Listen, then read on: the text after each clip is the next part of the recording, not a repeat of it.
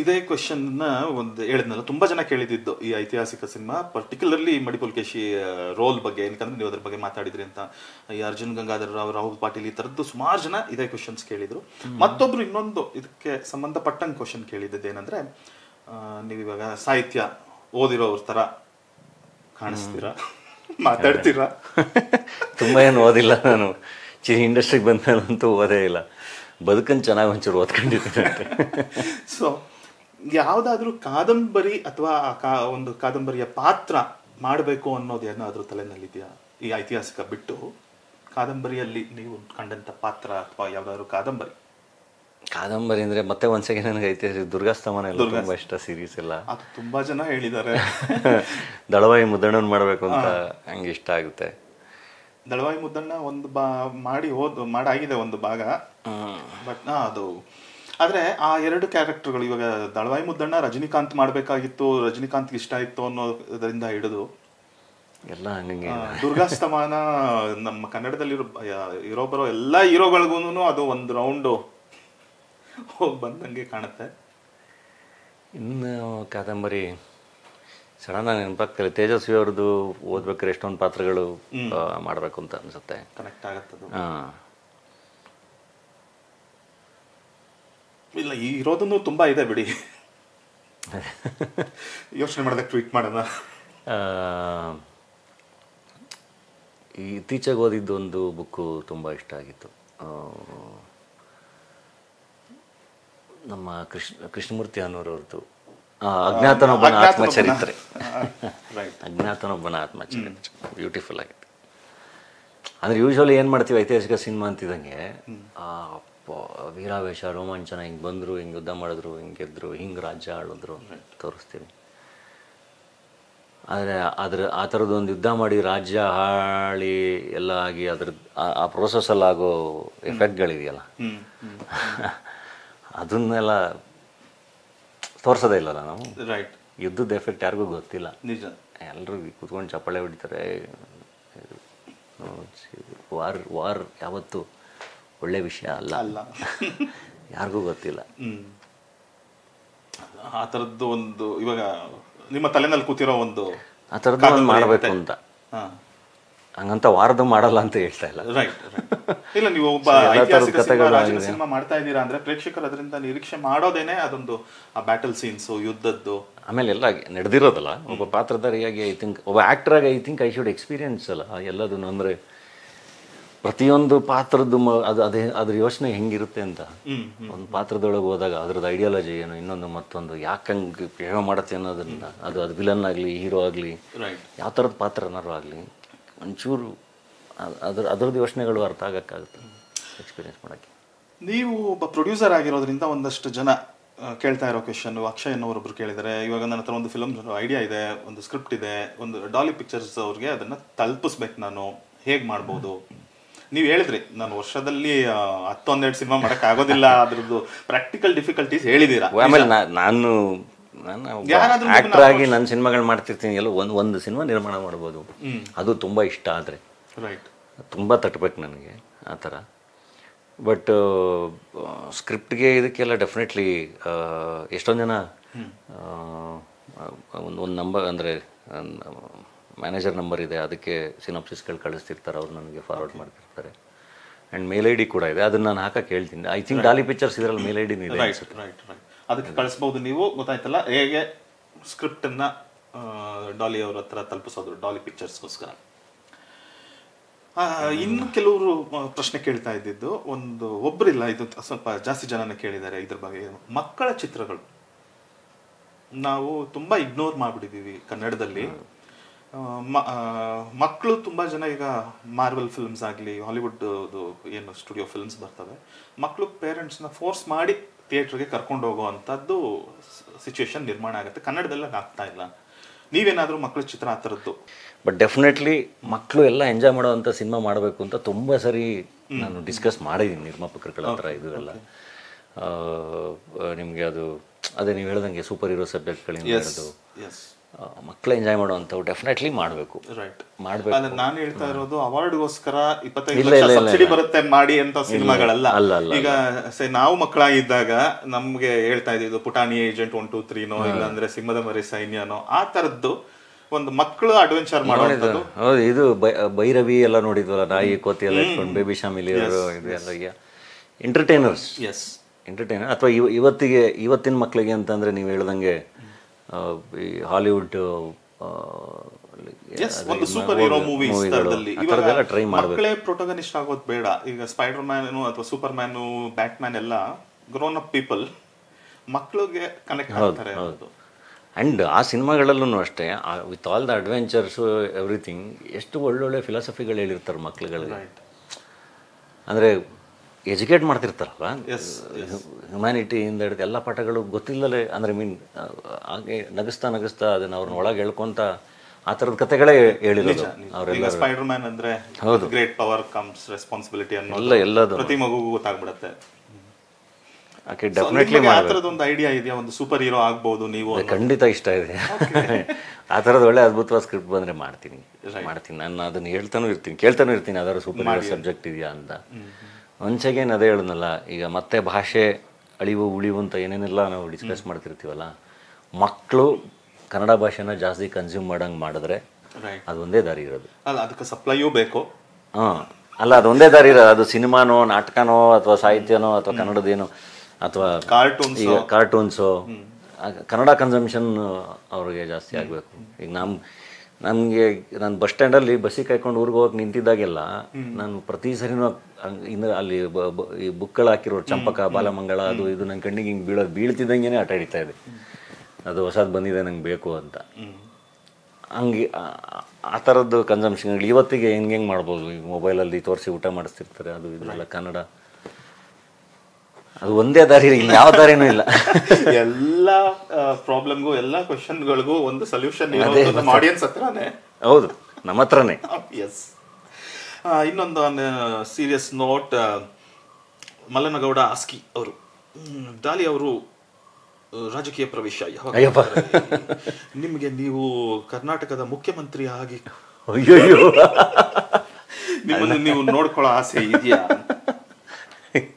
ಯಾರು ತುಂಬ ಎಲ್ಲೆಲ್ಲೋ ಯೋಚನೆ ಮಾಡಿ ಪ್ರಶ್ನೆ ಕೇಳ್ಬಿಟ್ಟು.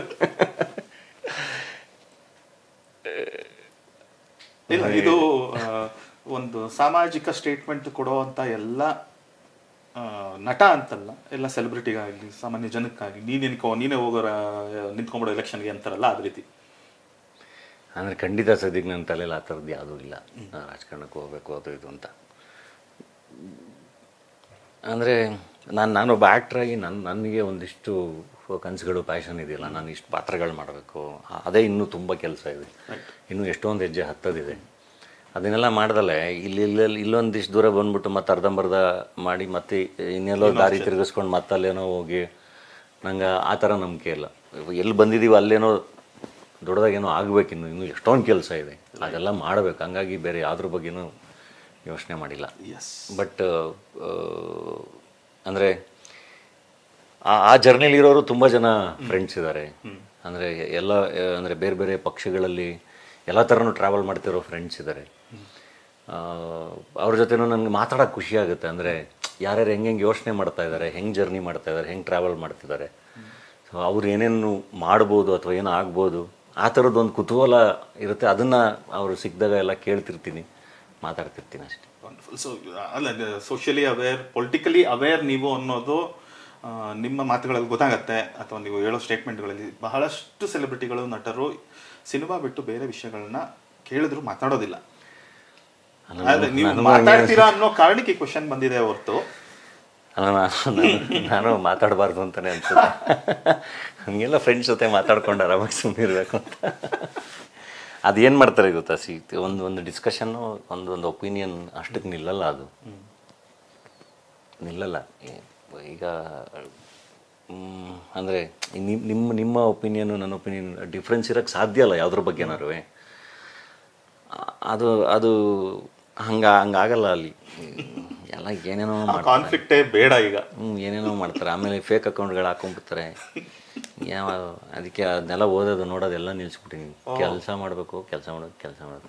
ಹಂಗೂ ಅಪ್ಪಿ ತಪ್ಪಿ ಒಂದೊಂದು ಸರಿ ಯಾರು ಸ್ಕ್ರೀನ್ಶಾಟ್ ಕಳಿಸ್ತಾರೆ, ನೋಡಿ ಯಾರೋ ಹಿಂಗೆ ಹಾಕ್ಬಿಟ್ಟಿದೆ, ಹಂಗೆ ಎಂಜಾಯ್ ಮಾಡ್ತೀನಿ ಬಿಡು ಪಾಪ. ಯಾರೋ ಅವ್ನಿಗೆ ಗೊತ್ತಿಲ್ಲ, ಅವ್ನಿಗೆ ಹೆಂಗೆ ಬೇಕಂಗೆ ಅವ್ನು ಮಾತಾಡ್ತಿರ್ತಾನೆ. ಏನು ಮಾಡೋದು, ಪ್ರತಿಯೊಂದಕ್ಕೂ ಕ್ಲಾರಿಫಿಕೇಶನ್ ಕೊಡುವಂತ ಆಗಲ್ಲ. ಅವಶ್ಯಕತೆ ಇಲ್ಲ. ಆಮೇಲೆ ಎಲ್ಲರೂ ಒಪ್ಪಿಸ್ತೀವಿ, ಆಗಲ್ಲ. ನೀವು ಎಷ್ಟೇ ದೊಡ್ಡ ಮನುಷ್ಯ ಆಗಿರಿ, ಎಷ್ಟೇ ದೊಡ್ಡ ಸೂಪರ್ ಸ್ಟಾರ್ ಆಗಿರಿ, ಎಂಥದೇ ಲೀಡರ್ ಆಗಿರಿ, ನಿಮ್ಗೆ ಎಲ್ಲರೂ ಒಪ್ಸೋಕ್ಕಾಗಲ್ಲ. ಎಲ್ಲರೂ ದೇರ್ ವಿಲ್ ಬಿ ಅಪೋಸಿಷನ್. ನೀವು ಕೆಟ್ಟದ್ದಲ್ಲ, ನೀವು ಎಷ್ಟೇ ಒಳ್ಳೇದೇ ಮಾಡಿ, ಒಳ್ಳೇದೇ ಹೇಳೋಕೆ ಹೋಗಿ ದೇರ್ ವಿಲ್ ಬಿ ಅಪೋಸಿಷನ್. ಅದಕ್ಕೂ ಒಂದು ಡಿಫ್ರೆನ್ಸ್ ಆಫ್ ಒಪಿನಿಯನ್ ಇರುತ್ತೆ. ಯಾಕೆಂದ್ರೆ ಅವ್ರ ಅನುಭವ, ಅವ್ರೇನೋ ಯೋಚನೆ ಮಾಡ್ತಿರ್ತಾರೆ. ಸೊ ಎಲ್ಲರೂ ಒಪ್ಸೋಕ್ಕಾಗಲ್ಲ. ನೋ. ಸೊ ನಿಮ್ಮ ಕೆಲಸ ನಿಯತ್ತಾಗಿ ಕೆಲಸ ಮಾಡಬೇಕು. ಆದಷ್ಟು ಬೇರೆ ಅದನ್ನು ಬಿಟ್ಟು ಬೇರೆ ಏನೇನು ಮಾಡೋಕ್ಕಾಗುತ್ತೆ ಅದನ್ನು ಮಾಡಬೇಕು. ರೈಟ್. ಇದು ಮಂಡ್ಯದಿಂದ ವಿದ್ಯಾ ಅವರು ಮತ್ತೆ ಅದೇ ಪ್ರಶ್ನೆ ಕೇಳ್ತಾ ಇದ್ದಾರೆ. ನಿಮ್ಮ ತಂದೆ ನಿಮಗೆ ಅರ್ಕೆ ಹೊತ್ಕೊಂಡು ಬೆಟ್ಟ ಹತ್ತುತ್ತಾ ಇದ್ದಾರೆ ವಾರ, ನಿಮ್ಗೆ ಯಾಕೆ ಮದುವೆ ಆಗ್ತಾ ಇಲ್ಲ ಅಂತ. ಅದಾಗದೇ ಗಟ್ಸ್ಬೇಕದು ಆಗುತ್ತೆ. ಖಂಡಿತ ಅದಾಗದೇ ಗಟ್ಸ್ಬೇಕದು ಆಗುತ್ತೆ. ನಾನೆಲ್ಲೋ ಮದುವೆ ಆಗ ಗಟ್ಸ್ಬೇಕು ಅನ್ಕೊಂಡು. ಅಲ್ಲ, ಅದು ಬೇಕು, 100% ಬೇಕು. ಜೀವನದ ಬಹುದೊಡ್ಡ ಡಿಸಿಷನ್ ಅಲ್ಲ ರೀ. ಸಿನಿಮಾ ಹೀರೋ ನೀವು, ಸಿನಿಮಾ ಪ್ರೊಡ್ಯೂಸರ್ ನೀವು, ಮದುವೆ ಆಗ ಗಟ್ಸ್ಬೇಕು ಅಂತಿದ್ದೀರಲ್ಲ, ಅದೊಂದಕ್ಕೆ ಧೈರ್ಯ ಇಲ್ಲ. ಆದಷ್ಟು ಬೇಗ ಆಗಲಿ.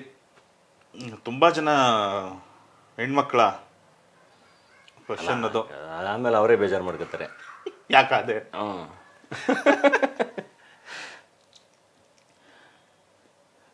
ಇವಾಗ ನೀವು ಮಾಡ್ತಾ ಇರೋವಂಥ ಸಿನಿಮಾಗಳು, ಕಮರ್ಷಿಯಲ್ ಫಾರ್ಮ್ಯಾಟ್ ಸಿನಿಮಾಗಳು, ಅಥವಾ ನೀವು ಪ್ರೊಡ್ಯೂಸ್ ಮಾಡ್ತಿರೋ ಲೋ ಬಡ್ಜೆಟ್ ಸಿನಿಮಾಗಳು, ಇದನ್ನು ಬಿಟ್ಟು ಇನ್ನು ಬೇರೆ ರೀತಿಯಲ್ಲಿ ಯಾವುದಾದ್ರೂ ಒಂದು ಐಡಿಯಾಸ್ ಜನರೇಟ್ ಆಗಿದೆಯಾ? ಇದನ್ನು ಇರೋ ಪ್ಯಾಟರ್ನ್ ಎಲ್ಲ ಬ್ರೇಕ್ ಮಾಡ್ಬಿಡೋಣ ಆ ರೀತಿಯಲ್ಲಿ? ಅಂದರೆ ಅದು ಒಂದು ಅನಿಸುತ್ತೆ. ಅಂದರೆ ಈಗ ಇವನು ಹೇಳ್ತಿರೋದು, ಇವತ್ತು ಫೈನಾನ್ಷಿಯಲಿ ಮತ್ತೊಂದು ನಾನು ರಿಕವರಿ ಮಾಡಿ ಮತ್ತೆ ಇನ್ನೊಂದು ಸಿನಿಮಾ ಮಾಡಬೇಕು ಹಿಂಗಿರುತ್ತಲ್ಲ. ಒಂದೊಂದು ಸರಿ ಸುಮ್ಮನೆ ವೈಲ್ಡ್ ಯೋಚನೆಗಳು ಬರುತ್ತೆ. ನನ್ನ ಹತ್ರ ಏನಾದ್ರು ತುಂಬ ದುಡ್ಡಿದ್ದು ಈ ಸಿನಿಮಾಗೆ ಹಾಕೋ ದುಡ್ಡು ಮ್ಯಾಟ್ರ್ ಆಗಲ್ಲ ಅನ್ನೋ ಥರ ಎಲ್ಲ ಇದ್ದಾಗ, ಇದು ಜನ ಇಷ್ಟಪಡ್ತಾರಾ ಇಲ್ವಾ, ಕಮರ್ಷಿಯಲಾಗಿ ವರ್ಕ್ ಆಗುತ್ತಾ ಇಲ್ವಾ ಅನ್ನೋದನ್ನು ಮೀರಿ ಈ ಥರದ್ದೊಂದು ಕತೆ ನಾವು ಹೇಳಬೇಕು. ಇದು ದುಡ್ಡು ಬರುತ್ತೋ ಬಿಡುತ್ತೋ ಸೆಕೆಂಡರಿ, ಈ ಥರದ್ದು ಒಂದು ಕತೆ ಹೇಳ್ಬೇಕು ಮಾಡಿ ಅಂತ, ಆ ಥರದೊಂದು ಫೇಸು ಬರಲಿ ಅಂತ. ಮಾಡಿ, ನೀವು ಆರಾಮಾಗಿ ಮಾಡಿ, ತಲೆ ಕೆಡಿಸ್ಕೊಬೇಡಿ. ಈ ಥರದೊಂದು ಕತೆ ಹೇಳೋದು ಇಂಪಾರ್ಟೆಂಟು. ವರ್ಕ್ ಆದರೆ ಫೈನ್, ಇಲ್ಲಾಂದರೆ ಇಟ್ಸ್ ಓಕೆ. ನಮ್ಮ ಖುಷಿಗೆ ಆ ಥರದ್ದೊಂದು ಆಸೆ ಇದೆ, ಕತೆ ಇಲ್ಲ. ನಮ್ಮ ಖುಷಿಗೆ ಅಲ್ಲ, ಆ ಥರದ ಕತೆ ಬಂದರೂ ಈಗ ನಾನು ಮಾಡೋಕ್ಕಾಗಲ್ಲ. ಯಾಕೆಂದ್ರೆ ನನಗೆ ₹1 ತುಂಬ ಮ್ಯಾಟ್ರ್ ಆಗುತ್ತೆ. ನಾನು ರೈಟ್ ತುಂಬ ಸ್ಕ್ರ್ಯಾಚಿಂದ ಇವಾಗ ಲೈಫ್ನ ಬಿಲ್ಡ್ ಮಾಡ್ಕೋತಿರೋದು. ಎಸ್, ಟು ಬಿ ಫ್ರ್ಯಾಂಕ್, ನಾನು ತುಂಬ ಒಳ್ಳೆ ರೆಮ್ಯುನರೇಷನ್ ಅಂತ ನೋಡ್ತಿರೋದೆ ನಾನು ಇವಾಗ. ನನ್ನ ಹೊಯ್ಸಳ ಸಿನಿಮಾದಿಂದ ಅಲ್ಲಿವರೆಗೂ ಬಡವರ ಸ್ಕಲೆಟ್ ಬುಷ್ ಎಲ್ಲ ನಂದೇ ಪ್ರೊಡಕ್ಷನ್ ಬಿಡಿ. ಇನ್ನು ಉಳಿದಿದ್ದೆಲ್ಲ ನನ್ನ ರೆಮ್ಯುನರೇಷನ್ಗಳೆಲ್ಲ ತುಂಬ ವೆರಿ ಡೀಸೆಂಟ್ ರೆಮ್ಯುನರೇಷನ್ ಹಿಂಗೆ ಮಾಡ್ತದೆ ಅಷ್ಟೇ. ಸೊ ನನ್ನ ಲೈಫ್ ಅಂತ ಬಿಲ್ಡ್ ಮಾಡ್ಕೊತಿರೋದೇ ಇವಾಗ. ಸೊ ನನಗೆ ₹1 ಮ್ಯಾಟ್ರ್ ಆಗುತ್ತೆ. ಅದ್ರ ಮಧ್ಯೆ ನಾನು ಏನೋ ಪ್ರೊಡಕ್ಷನ್ ಮಾಡ್ಕೊತೀನಿ. ಹಂಗಾಗಿ ಇವಾಗ ಹಂಗೆ ನಾನು ಜನ ನೋಡ್ತಾರೆ ಬಿಡ್ತಾರೋ ನಮ್ಮ ಇಷ್ಟದ ಕತೆ ಅಂತ ದೇವರನ್ನೇ ಮಾಡ್ತಿಲ್ಲ. ಇವಾಗ ನಿಮ್ಗೆ ಆಡಿಯನ್ಸಿಗೆ ತಟ್ಟಬೇಕು, ಅದು ಎಂಟರ್ಟೈನ್. ನಾನೊಬ್ಬ ಕಾಮನ್ ಮ್ಯಾನಾಗಿ ನನಗೆ ಅದು ತುಂಬ ತಟ್ಟಬೇಕು. ಆ ಥರದ್ದು ಮಾತ್ರ ಮಾಡ್ತೀನಿ. ಅದಕ್ಕೂ ಕಾಲ ಬರುತ್ತೆ. ಇವಾಗ ನೀವು 10 ವರ್ಷದ ಹಿಂದೆ ನಿಮಗೆ ಫೈನಾನ್ಷಿಯಲ್ ಸ್ಟೆಬಿಲಿಟಿ ಅಂದರೆ ಏನು ಅನ್ನಿಸ್ತಿತ್ತು, ಇವಾಗ ಏನು ಅನಿಸುತ್ತೆ? ಅವಾಗ ದುಡ್ಡು ಅಂದರೆ ಇಷ್ಟು ದುಡ್ಡು ಇದ್ರೆ ಸಾಕು ಅಂತ ಅನ್ನಿಸ್ತಿತ್ತಾ? ಇವಾಗ ಅಷ್ಟು ದುಡ್ಡು ಇದೆಯಾ ನಿಮ್ಮ ಹತ್ರ? ಅವಾಗ ಅನ್ಸೋದು. ನಾನು ಯಾವಾಗಲೂ ಹೇಳುವೆ, ಅಂದರೆ ಈಗ ಊರಿಗೆ ಹೋಗೋಕ್ಕೆ ಬರ್ಬೇಕಾರೆಲ್ಲ ನಾನು ಇಲ್ಲಿಂದ ಹೋಗಿ ಬಸ್ ಹಿಡಿದಿದ್ವಿ ಎಲ್ಲ, ಯಪ್ಪ ಒಂದು ಕಾರು, ಒಂದು ಹೆಲ್ತ್ ಇನ್ಶೂರೆನ್ಸು, ಕಾರ್ಗೆ ಹಾಕ್ಸೋಕ್ಕೆ ಪೆಟ್ರೋಲ್, ನನಗೆ ಬೇಕಾದಾಗೆಲ್ಲ ಊರಿಗೆ ಹೋಗಿ ನಮ್ಮ ಅಪ್ಪವನ್ನು ಮಾತಾಡ್ಸಂಗೆ ಬರಂಗಿರ್ಬೇಕು. ಇಷ್ಟು ಆಗ್ಬಿಟ್ರೆ ಸಾಕಪ್ಪ, ಅದ್ರ ಮೇಲೆ ಏನೂ ಬೇಡ ಅಂತ ಅನ್ಸೋದು. ಇವಾಗ ಇನ್ನೊಂದಿಷ್ಟು ಕನಸುಗಳು, ಅಂದರೆ ನಿಮ್ಗೆ ಒಂದೊಂದು ಹೆಜ್ಜೆ ಹತ್ತಂಗೆ ಇನ್ನೊಂದಿಷ್ಟು ಕನಸುಗಳು ಆಡಾಗ್ತಾ ಹೋಗುತ್ತೆ. ಆಮೇಲೆ ಅದು ರೆಸ್ಪಾನ್ಸಿಬಿಲಿಟೀಸು ಜಾಸ್ತಿ ಆಗ್ತಾ ಹೋಗುತ್ತೆ. ಸೊ ನಿಮಗೆ ನೀಡು ಜಾಸ್ತಿ ಆಗ್ತಾ ಹೋಗುತ್ತೆ.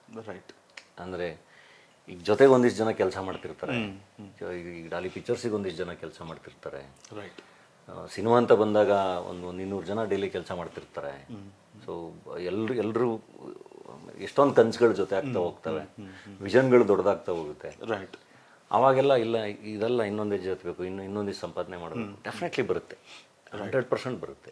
ನನಗೆ ಈಗ ಹೈದರಾಬಾದಲ್ಲಿ ಹೋದಾಗ ಮಹೇಶ್ ಬಾಬು ಅವ್ರದ್ದು ಸಿನಿಮಾ ಇದೆ, ರೀಸೆಂಟಾಗಿ ಚೆನ್ನೈಯಲ್ಲಿ Sivakarthikeyan coming from scratch cinema screen ಮಾಡಿದ್ದಾರೆ. ರೈಟ್.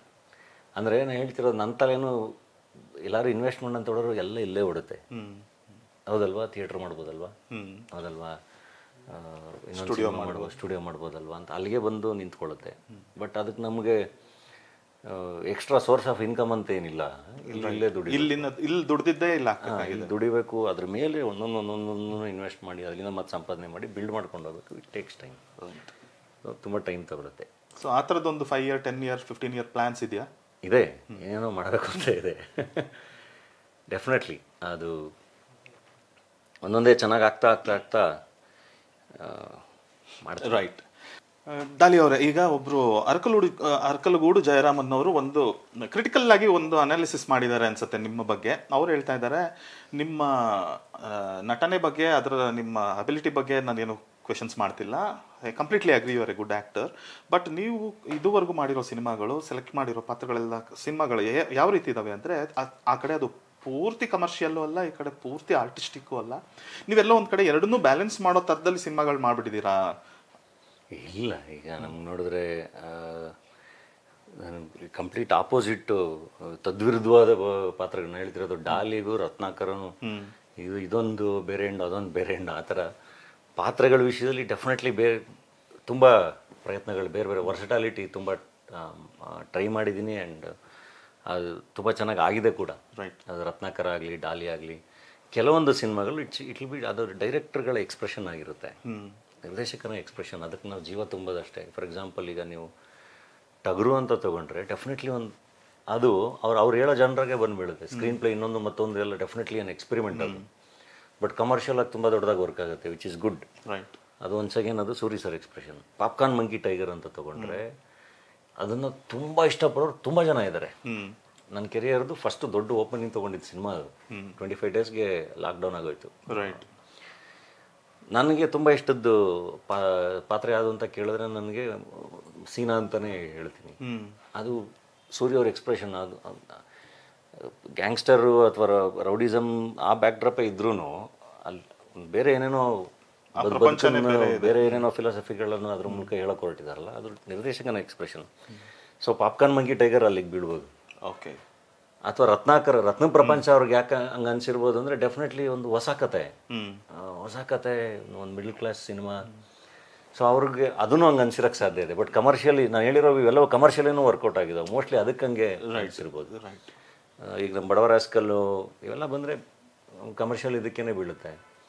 ಹೆಡ್ ಬುಷ್ ಅಂತ ಬಂದಾಗ more than A gangster drama, ಅಲ್ಲಿ ವಿತ್ ಪೊಲಿಟಿಕಲ್ ಡ್ರಾಮಾನೂ ಇದೆ. ಮೋಸ್ಟ್ಲಿ ಅದಕ್ಕೆ ಹಂಗೆ ಅವ್ರಿಗೆ ಅನ್ಸಿರ್ಬೋದು. ರೈಟ್. ಬಟ್ ಡೆಫಿನೆಟ್ಲಿ ಬೇರೆ ಬೇರೆ ಥರದ್ದು ನಂದೊಂದು ಸ್ಪೇಸ್ ಇದೆಯಲ್ಲ, ಅದರಲ್ಲಿ ಏನೇನು ಮಾಡ್ಬೋದು ಹಾಗೆ ಟ್ರೈ ಮಾಡ್ತಿದ್ದಾರೆ. ಈಗ ನೆಕ್ಸ್ಟ್ ಪರಮೇಶ್ವರ್ ಗುಂಡ್ಕಲ್ ಅವರು ಮಾಡಿರೋ ಸಿನಿಮಾ ಒಂದ್ಸಾಗೇನೊಂದು ಹೊಸ ಕತೆ. ಅದು ಹೊಸ ಕತೆ, ಒಂದು ಹೊಸ ಪಾತ್ರ, ಅದನ್ನ ಎಕ್ಸ್ಪೆರಿಮೆಂಟ್ ಅಂತಲೂ ಅನ್ಬೋದು. ಕಮರ್ಷಿಯಲ್, ನಾನು ಅದೇ ಹೇಳ್ತಾ ಇರ್ತೀನಿ ಅವ್ರಿಗೆ, ಇದು ಕಮರ್ಷಿಯಲಿ ಸಖತ್ತಾಗೋ ಸಿನಿಮಾ ಇದು. ಜನ ತುಂಬ ಇಷ್ಟಪಡ್ತಾರೆ ಈ ಸಿನಿಮಾನ. ಆ್ಯಂಡ್ ಅದು ಫ್ಯಾಮಿಲಿಯಿಂದ ಹಿಡಿದು, ಆಮೇಲೆ ನಮ್ಮ ಕಾಲೇಜ್ ಹುಡುಗಿರಿಂದ ಹಿಡಿದು, ನಮ್ಮ ತುಂಬ ಕಷ್ಟಪಟ್ಟು ಕೆಲಸ ಮಾಡ್ತಾರೆ ನಮ್ಮ ವರ್ಕಿಂಗ್ ಕ್ಲಾಸಿಂದ ಹಿಡಿದು ಎಲ್ರಿಗೂ ಕನೆಕ್ಟ್ ಆಗೋ cinema. Wonderful. We have expectations from ಅವ್ರ ಫಿಲಮಿಂದನೂ. ಅವರು ತುಂಬ ನಮಗೆ ಪರಿಚಯ ಇದ್ದಂಗೆ ಒಂದು 20 ವರ್ಷದ ಹಿಂದೆ ಅವರು ಯಾವಾಗ ನ್ಯೂಸ್ ಪೇಪರಲ್ಲಿ ಜರ್ನಲಿಸ್ಟ್ ಆಗಿದ್ರು ನಮ್ಮ ಜೊತೆಗೆ, ಆವಾಗಿಂದ ಪರಿಚಯ ಇರೋದ್ರಿಂದ we know is dreams and ambitions also. Hopefully it will be a great. ಒಳ್ಳೆ ರೈಟಿಂಗ್ ಮಾಡಿದ್ದಾರೆ, ಒಳ್ಳೆ ರೈಟಿಂಗ್. ನಾನು ರೈಟಿಂಗ್ ಚೆನ್ನಾಗಿದ್ದರೆ ಮಾತ್ರ ನಟ ಅದ್ಭುತವಾಗಿ ನಡ್ಸೋಕ್ಕಾಗೋದು. ನಮಗೆ ಅದು ಪೆಟ್ರೋಲ್ ಇದ್ದಂಗೆ. ಅದಿಲ್ಲ ಅಂದರೆ ನಾವು ಏನು ಮಾಡಿದ್ರೆ ಏನು ಮಾಡೋಕ್ಕಾಗಲ್ಲ. ಬಂದು ಡೈಲಾಗ್ ಹೇಳ್ಬಿಟ್ಟು ಹೋಗೋದಷ್ಟೇ. ರೈಟಿಂಗ್ ಎಷ್ಟು ಇಂಟೆನ್ಸ್ ಆಗಿರುತ್ತೆ, ಎಷ್ಟು ಡೀಪ್ ಆಗಿರುತ್ತೆ, ಅಷ್ಟು ಚೆನ್ನಾಗಿ ಚೆನ್ನಾಗಿ ಮಾಡಿದ್ದಾನಪ್ಪ, ಒಳ್ಳೆ ಆ್ಯಕ್ಟ್ರಪ್ಪ, ಒಳ್ಳೆ ಪಾತ್ರ ಮಾಡಿದ್ದಾನೆ ಅಂತ ಅನ್ಸ್ಕೊಳ್ಳಿ. ರೈಟಿಂಗ್ ಇಲ್ಲ ಅಂದರೆ ಚಾನ್ಸೇ ಇಲ್ಲ. ರೈಟ್. ಸರ್, ಇದೊಂದು ಈಗ ಮತ್ತೆ ಮೊದಲು ಕೇಳಿದ ಒಂದು ಪ್ರಶ್ನೆಗೆ ವಾಪಸ್ ಹೋಗೋದಾದರೆ, ನಾವು ಅದು ಯಾವುದಾದ್ರೂ ಒಂದು ಕಾದಂಬರಿ ಪಾತ್ರ ಅಥವಾ ಇದನ್ನು ಹೇಳಿದ್ರಿ ನೀವು, ತೇಜಸ್ವಿ ಅವ್ರದ್ದು ಕೆಲವು ಅಂತ ಹೇಳಿದ್ರಿ. ತೇಜಸ್ವಿ ಅವರು ಒಂದು ಸಿನಿಮಾಗೆ ನೀವು ಇದು ಪ್ರೆಸೆಂಟು ಮಾಡಿದ್ರಿ, ಇದು ಈ ವರ್ಷದ ಒಂದು ಹಿಟ್ ಸಿನಿಮಾನಲ್ಲಿ. ತೇಜಸ್ವಿ ಅವರ ಯಾವುದಾದ್ರೂ ಒಂದು ಪಾತ್ರ ಅಥವಾ ಕಾದಂಬರಿ ನೀವು ನಟನೆ ಮಾಡುವಂಥದ್ದು ಯಾವುದು ಮಾಡ್ಬೋದು? ಎಲ್ಲದೂ ಚೆನ್ನಾಗಿದೆ. ಕರ್ವಾಲೋ ಚೆನ್ನಾಗಿದೆ, ಬಟ್ ಕರ್ವಾಲದಲ್ಲಿ ಈಗ ಕರ್ವಾಲೋ ಯಾರೋ ಒಬ್ಬರು ಸೀನಿಯರ್ ಆ್ಯಕ್ಟ್ರ್ ಬೇಕು.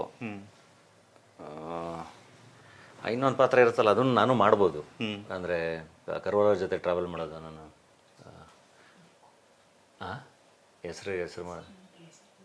ಹೆಸರುಗಳು ಮರ್ತವೆ. ತುಂಬ ಇಂಪಾರ್ಟೆಂಟ್ ಪಾತ್ರ ಒಂದು. ಡೆಫಿನೆಟ್ಲಿ ಮಾಡ್ಬೋದು. ಬಟ್ ಅದು ಆಡಿಯನ್ಸು ನಾವು ಮಾಡಿದಾಗ ಹೆಂಗೆ ತೊಗೊತಾರೆ ಅನ್ನೋದು ರೈಟ್. ಒಂದು ಇವಾಗ ಡೇರ್ ಡೆವಿಲ್ ಆದರೆ ಅದು ಹೊಸಬ್ರನ್ನೆಲ್ಲ ಸೇರಿಸಿ ಮಾಡಿದ್ದು. ಈಗ ಡೇರ್ ಡೆವಿಲ್ಲು ಈಗ ಆ ಪಾತ್ರಗಳು ಮಾಡೋಕೆ ತುಂಬ ದೊಡ್ಡವರು, ಅಂದರೆ ಏಜ್ ವೈಸ್ ದೊಡ್ಡವರು. ಅಲ್ಲ ಇವಾಗ ಅವ್ರು ತೇಜಸ್ವಿ ಅವರು ಚಿದಂಬರ ರಹಸ್ಯ ಡೆಫಿನೆಟ್ಲಿ ಮಾಡ್ಬೋದು ಪಾತ್ರಗಳೆಲ್ಲ ಅವನ್ನೇ. ತೇಜಸ್ವಿ ಅವರು ಹೇಳಿದ್ದಾರೆ, ಅವರು ಪರ್ಮಿಷನ್ ಕೊಡ್ತಾ ಇದ್ದಿದ್ದು ಇದೇ ತರ ಮಾಡು ಅಂತ ಹೇಳ್ತಿಲ್ಲಪ್ಪ, ಹೇಗಾದ್ರೂ ಇದನ್ನ ಅಂದ್ರೆ ಸ್ಟ್ರೈಟ್ ಆಗಿ ನಾವು ಅಂದ್ರೆ ಅದು ಎಕ್ಸಿಕ್ಯೂಟ್ ಮಾಡ್ಬೇಕು ಅದ್ಭುತವಾಗಿ. ಅಂದ್ರೆ ನಾವೇ ಆ್ಯಕ್ಟ್ ಮಾಡ್ಬೋದು. ಅಂದ್ರೆ ಈಗ ಆಗಲೇ ಅವ್ರು ಕೇಳ್ತಾರೆ ಮಹಾಪಲಾಯನ ಆ ಥರದನ್ನು ಅದ್ಭುತವಾಗಿ ಮಾಡೋಕ್ಕಾದ್ರೆ ಡೆಫಿನೆಟ್ಲಿ ಮಾಡ್ಬೋದು, ಆ್ಯಕ್ಟ್ ಮಾಡ್ಬೋದು. ಆಮೇಲೆ ಇದು ಜುಗಾರಿ ಕ್ರಾಸ್ ಬಟ್ ಯಾವ ಟ್ರೀಟ್ಮೆಂಟಲ್ಲಿ ಹೆಂಗೆ ಮಾಡ್ತೀವಿ ಅನ್ನೋದು ನಿರ್ದೇಶಕರು ಚಾಲೆಂಜಸ್ ಇದಾವೆ, ತುಂಬಾ ಚಾಲೆಂಜಸ್ ಇದೆ. ಇಲ್ಲ ಈಗ ಇದನ್ನೇ ತೊಗೊಳ್ಳಿ, ಕೃಷ್ಣೇಗೌಡನ ಆನೆ ಒಂದು 30 ವರ್ಷದಿಂದ ಎಲ್ಲ ಹೇಳ್ಕೊಂಡು ಬರ್ತಾನೆ ಇದ್ದಾರೆ, ಯಾರ ಕೈಲೂ ಅಟೆಂಪ್ಟ್ ಮಾಡೋಕ್ಕಾಗಲಿಲ್ಲ. ನಿರ್ದೇಶಕರು ಬೇಕು. ರೈಟ್. ಸೊ ಆ ರೀತಿಯ ಚಾಲೆಂಜಸ್ಸು ನಿಮ್ಮ ಕಡೆಯಿಂದ ಬರಲಿ ಪ್ರಯತ್ನಗಳು. ಖಂಡಿತ ಬಂದರೆ ಮಾಡ್ಬೋದು. ಮೊನ್ನೆ ಈಗ ನಮ್ಮ ವೈಭವ್ ಮದುವೆಲಿ ಒಂದು ಸ್ವಲ್ಪ ಏರ್ ಕಟ್ ಎಲ್ಲ ಸರಿಗೆ ಆಗಿರಲಿಲ್ಲ, ಹಿಂಗೆಲ್ಲ ತಲೆಗೆ ಹಿಂಗೆಲ್ಲ ಕಟ್ಕೊಂಡು ಹೋಗಿದ್ದೆ. ತಲೆ ಕಟ್ಕೊಂಡು ಫುಲ್ ಇದೆಲ್ಲ ನಮ್ಮ ಸತ್ಯಪ್ರಕಾಶ್ ಬಂದ ಮತ್ತೆ ಗೌಡ್ರೆ ಹೋಗ್ಬತ್ತೀರಾ ಅಂತ ಟವಲ್ ಕಟ್ಕೊಂಡೆಲ್ಲ ನಮ್ಮೂರ ಕಡೆ ಕಟ್ಕೋದ್ರಲ್ಲ ಹಿಂಗೆ ಕಟ್ಕೊಂಡು ಇದ್ದೆ. ಹಾಂ ಸರಿ ಕಣ ಬರ್ತೀನಿ, ಅದೇನು ನೋಡ್ಕೇವ್ರು ಗಂಡು ಹೆಣ್ಣು ನೀಟಾಗಿ ಮದುವೆ ಮಾಡಿ ಕಳಿಸ್ಬಿಟ್ಟು ಅಲ್ಲಿ ಮತ್ತಕ್ಕೆ ಬಂದ್ಬಿಡಲ್ಲ, ನಾವು ಹೊಲ್ತಾ ಇರ್ತೀನಿ, ಫೋನ್ ಮಾಡು ಅದೇನಿರುತ್ತೆ ಫೋನ್ ಮಾಡಿ ಬರ್ತೀನಿ ಅಂದ್ಬಿಟ್ಟು ಬಂತೀನಿ ನಾನು. ನಿಮಗೆ ಊರ ಭಾಷೆಯಲ್ಲಿ ಏನೋ ಮಾಡಬೇಕು ಅಂತ ಆಸೆ ಆಗುತ್ತೆ, ಏನಾದ್ರು ಎಲ್ಲ ಮಾಡು. ರೈಟ್. ಅಲ್ಲ ಈಗ ನಿಮ್ಮದೇ ಪ್ರೊಡಕ್ಷನಲ್ಲಿ ಬಂದಿದ್ದು ಅದು ಅದೇ ಭಾಷೆಯಲ್ಲಿ ಇತ್ತಲ್ಲ.